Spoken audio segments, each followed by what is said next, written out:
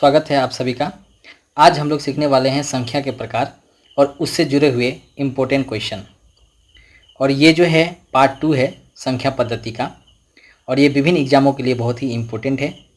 सबसे पहले हम लोग इसमें संख्या के प्रकार सीखेंगे, और संख्या के प्रकार सीखने के बाद संख्या से जुड़े हुए जो इम्पोर्टेंट प्रश्न हैं वो प्रश्न करेंगे। तो सबसे पहले सीखते हैं कि संख्या के जो प्रकार हैं वो कितने प्रकार के होते हैं। और इसमें जब मैं आपको प्रकार सिखाऊंगा तो पहले प्रकार देख लेने के बाद एक एक करके बताऊंगा कि वास्तविक संख्या क्या है, परिमेय संख्या क्या है, अपरिमेय संख्या क्या है। तो संख्या दो प्रकार की होती है, एक है वास्तविक संख्या और एक है काल्पनिक संख्या। वास्तविक संख्या भी दो प्रकार की होती है, एक है परिमेय संख्या और एक है अपरिमेय संख्या। परिमेय संख्या को फिर से दो भागों में विभक्त किया गया है, एक है गैर पूर्णांक संख्या, एक है पूर्णांक संख्या। और फिर पूर्णांक संख्या को दो भागों में बांटा गया है, एक है ऋणात्मक संख्या और दूसरी है पूर्ण संख्या। पूर्ण संख्या भी दो भागों में बटी है, एक है शून्य और एक है प्राकृतिक संख्या। तो आइए जानते हैं कि प्राकृतिक संख्या क्या होती है। प्राकृतिक संख्या ऐसी संख्या होती है जो गिनती करते समय जिसका इस्तेमाल किया जाता है। गिनती करते समय किन संख्याओं का इस्तेमाल किया जाता है? 1 का, 2 का, 3 का, 4 का, 5 का और सो ऑन। यानी कि 1 से शुरू होती है ये संख्या और ये अनंत तक चलती रहती है, उसे क्या कहते हैं? प्राकृतिक संख्या कहते हैं। और शून्य क्या होती है? शून्य के बारे में आप परिचित हैं कि जीरो कहीं क्या कहा जाता है? शून्य कहा जाता है। तो प्राकृतिक संख्या 1 2 3 4 5 होती है और आगे तक चलते रहती हैं। शून्य क्या होती है? जीरो होती है। और जब शून्य को प्राकृतिक संख्या के साथ सम्मिलित कर दिया जाता है तो उसे क्या कहते हैं? पूर्ण संख्या कहते हैं। यानी पूर्ण संख्या में जीरो भी आ जाती है, 1 2 3 4, बाकी जितनी भी प्राकृतिक संख्या हैं वो सभी की सभी संख्या पूर्ण संख्या में आ जाती है। अब बात करते हैं ऋणात्मक संख्या क्या होती है। जीरो से जो छोटी संख्या होती है, जीरो से छोटी क्या हो गई? -1 हो गई। उसके बाद -2, -3, -4 और सो वन। ये सभी संख्या जो है ऋणात्मक संख्या होती है जो जीरो से छोटी होती है। और जब ऋणात्मक संख्या को और पूर्ण संख्या को, यानी कि जिसमें जीरो भी सम्मिलित है, इस सभी को एक साथ में हम जब मिला देते हैं तो उसे क्या कहते हैं? पूर्णांक संख्या कहते हैं। यानी पूर्णांक संख्या को समझने के लिए यदि मैं एक संख्या रेखा बनाऊं और इस संख्या रेखा का जो मध्य बिंदु है यदि जीरो लूँ और इसके आगे मैं चलूँ तो धनात्मक संख्या मिलेगी 1 2 3 4 और अनंत तक मिलते रहेगी। और जीरो से छोटी आऊँगा तो -1, -2, -3, ये सब जितनी भी संख्या आप देख रहे हैं जिसमें ऋणात्मक भी है, धनात्मक भी है और जीरो भी सम्मिलित है, वे सभी क्या है? पूर्णांक संख्या हैं। अब एग्जाम में आपसे किस तरह का प्रश्न पूछेगा कि जो पूर्ण संख्या है सभी या प्रत्येक पूर्ण संख्या क्या पूर्णांक होती है? तो हाँ, ये कथन सही है। जितनी भी पूर्ण संख्या हैं यानी कि 0 1 2 3 4, ये सभी के सभी क्या है? पूर्णांक संख्या में सम्मिलित हैं। और फिर इसका उल्टा भी पूछा जा सकता है कि प्रत्येक पूर्णांक संख्या क्या पूर्ण संख्या होती है? तो ये कथन गलत होगा, क्योंकि पूर्णांक संख्या में आपका नेगेटिव भी आता है, यानी ऋणात्मक संख्या भी आती है, लेकिन पूर्ण संख्या में ऋणात्मक संख्या नहीं आती है। अब आगे बात करते हैं गैर पूर्णांक संख्या के बारे में। गैर पूर्णांक संख्या वो संख्या होती है जिसे हम भिन्न के रूप में लिखते हैं। भिन्न के रूप में यानी कि जिसमें अंश हो और हर हो, जैसे कि 2/5 ये एक भिन्न है। तो इस तरह की संख्या को क्या कहते हैं? हम लोग गैर पूर्णांक संख्या कहते हैं। और दूसरी बात है कि दशमलव के रूप में जो हो, दशमलव के रूप में जैसे कि मान लीजिए 1.5 हो गया या 2.66 हो गया, किसी भी प्रकार की जो दशमलव है वो सभी क्या होती है? गैर पूर्णांक संख्या होती है। और जब गैर पूर्णांक संख्या को और पूर्णांक संख्या को एक साथ सम्मिलित कर लेते हैं तो उसे ही क्या कहते हैं? परिमेय संख्या कहते हैं। तो आपकी परिमेय जो संख्या होती है वो हमेशा भिन्न में भी होती है और दशमलव में भी होती है, और उसमें ऋणात्मक संख्या भी होती है, धनात्मक संख्या भी होती है। लेकिन ध्यान देने वाली बात यह है कि आपका यदि नीचे में जीरो हो गया, जैसे 2/0, ये परिमेय संख्या नहीं है, क्योंकि यदि किसी संख्या को जीरो से भाग किया जाए, चाहे वो 2 हो या कोई भी संख्या हो, तो इसका आंसर क्या आएगा? अपरिभाषित आएगा। अपरिभाषित यानी कि अनडिफाइन आएगा। तो परिमेय संख्या तो कहा जाए तो भिन्न वाली संख्या जो है परिमेय संख्या है, जो भिन्न के रूप में लिख सकते हैं, जैसे कि 2/5 -6/2 लिख दीजिए, या ऊपर नीचे कहीं भी नेगेटिव लगा दीजिए, सभी चलेगा, सभी परिमेय संख्याएं।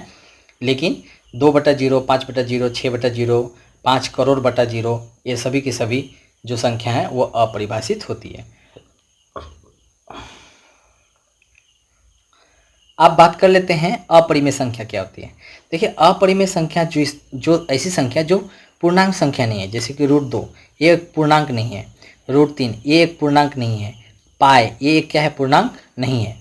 और मैं विशेषकर पाई के बारे में आपको बताऊंगा नेक्स्ट वीडियो में, जो पार्ट 3 होगा, जिसमें हम लोग दशमलव प्रसार के बारे में चर्चा करेंगे।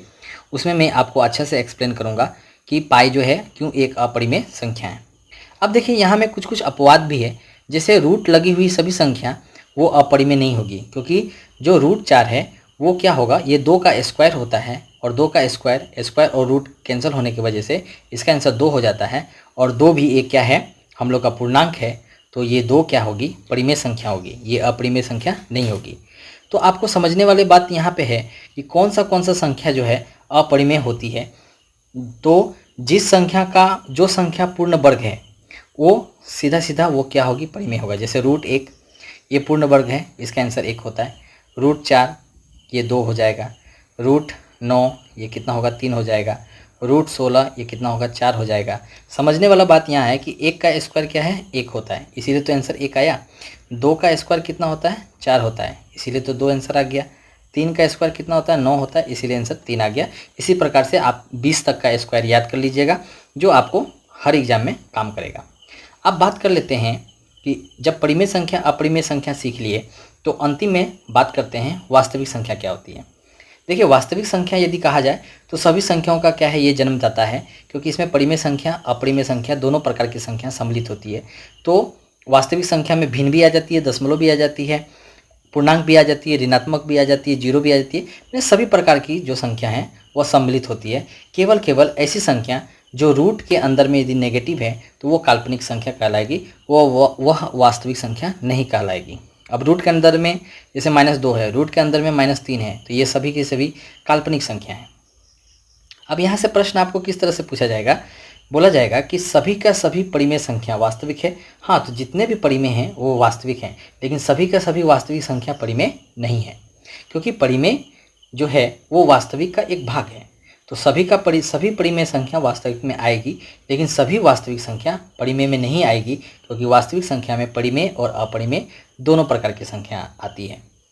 अब आगे इस पे हम लोग क्वेश्चन को डिस्कस करते हैं कि यहाँ से क्वेश्चन जो है किस प्रकार का पूछा जाता है। तो चलिए क्वेश्चन की तरफ आगे चलते हैं। देखिए, यहाँ पे क्वेश्चन है, निम्नांकित में कौन परिमेय संख्या है। तो देखिए, यहाँ पे परिमेय संख्या ये √2 लगा है, तो ये अपरिमेय है, ये भी अपरिमेय है, तो इसका जो सही आंसर हो जाएगा 0 हो जाएगा, यानी कि नंबर 1 इसका सही आंसर होगा।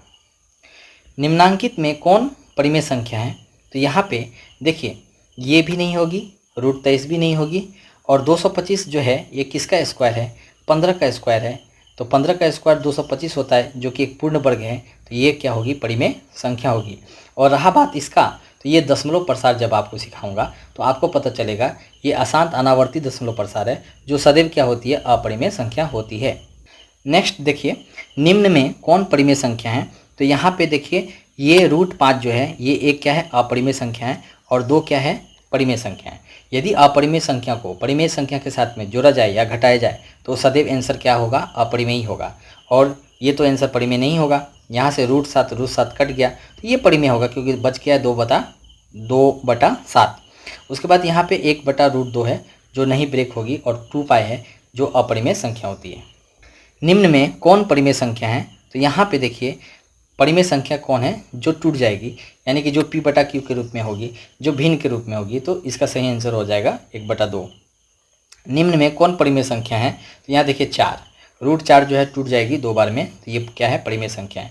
निम्न में कौन अपरिमेय संख्या है, तो अपरिमेय संख्या क्या होगी, √2, ये क्या है, एक अपरिमेय संख्या है।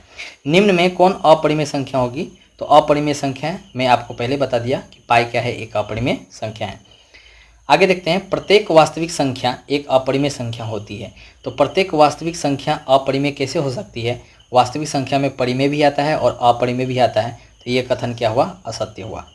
प्रत्येक अपरिमेय संख्या एक वास्तविक संख्या होती है, तो ये कथन सत्य है, क्योंकि जितने भी अपरिमेय संख्या होती है रूट वाली संख्या होती है, चाहे पाई हो, वो सभी के सभी वास्तविक संख्या में आती है, क्योंकि वास्तविक संख्या में परिमेय और अपरिमेय दोनों आता है।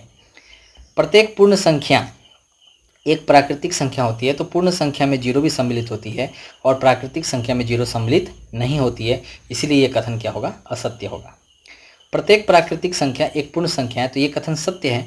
क्यों? क्योंकि जो पूर्ण संख्या है उसमें आपका 0, 1, 2, 3, 4 सभी आता है, यानी कि आपका जो प्राकृतिक संख्या है वो सम्मिलित रहती है। तो प्रत्येक प्राकृतिक संख्या यानी कि सभी के सभी प्राकृतिक संख्या पूर्ण संख्या में आती है, इसीलिए इसका सही आंसर होगा सत्य।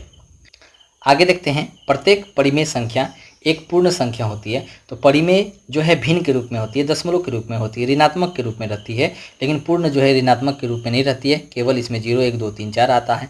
तो ये कथन क्या हुआ? असत्य हुआ।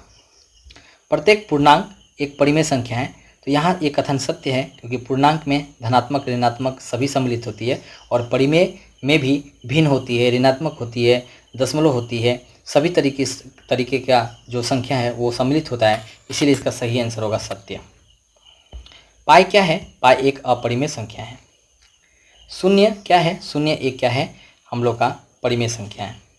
यदि यहाँ पूर्ण होता तो पूर्ण भी लगा सकते थे, प्राकृतिक तो नहीं है। निम्नांकित में कौन विजातीय? विजातीय मतलब एक जाति जैसा नहीं है। देखिए यहाँ पे 4 जो है पूर्ण वर्ग है और 25 भी पूर्ण वर्ग है। 4 टूटेगा तो 2 हो जाएगा और 25 टूटेगा तो 5 हो जाएगा, ठीक है, यानी कि इसका आंसर 2/5 होगा।